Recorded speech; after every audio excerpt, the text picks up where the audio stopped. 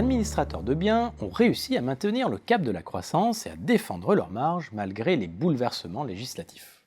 Je pense d'abord à la loi Allure, qui a notamment instauré une mise en concurrence du syndic plus fréquente, la forfaitisation des actes de gestion courante ou encore l'obligation du compte séparé avec le versement des éventuels intérêts aux syndicats de copropriétaires.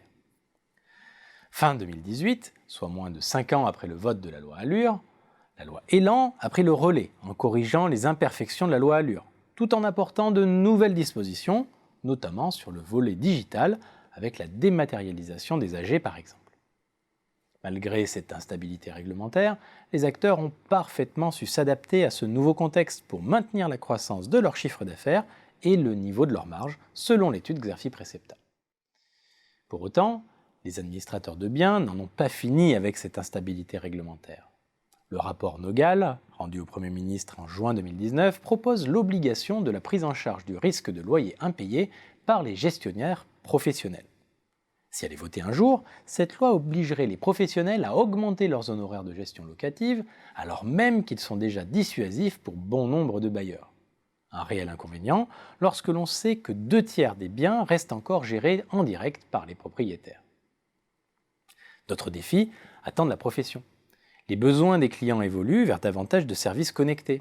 Il s'agit également d'optimiser le back-office pour mieux maîtriser les coûts, de redresser l'image du secteur et l'attractivité du métier, ou encore de faire face à la montée en puissance des acteurs en ligne. On comprend alors que le numérique est au cœur des stratégies de croissance des professionnels. Sur l'activité de syndic, les outils digitaux permettent désormais de renforcer les interactions entre le syndic et les copropriétaires. En septembre 2019, Foncia a même organisé sa première assemblée générale de copropriétaires en ligne. Le numérique permet aussi de s'ouvrir à de nouveaux marchés, à l'image du syndic de très petites copropriétés qui devient dès lors très rentable. C'est aussi un moyen de s'attaquer à la menace de l'autogestion locative en proposant des offres destinées aux bailleurs particuliers souhaitant gérer eux-mêmes leurs biens. Le digital est également une source de multiples opportunités pour développer des services complémentaires.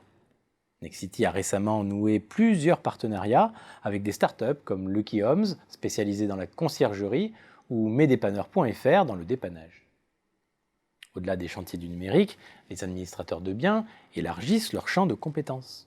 Le développement sur les métiers de la transaction a constitué la première étape de cette stratégie, mais les initiatives vont aujourd'hui bien plus loin afin de proposer une offre globale permettant de fidéliser les clients, de réduire le risque lié au retournement des ventes immobilières et enfin de maximiser les synergies entre les domaines d'activité très proches.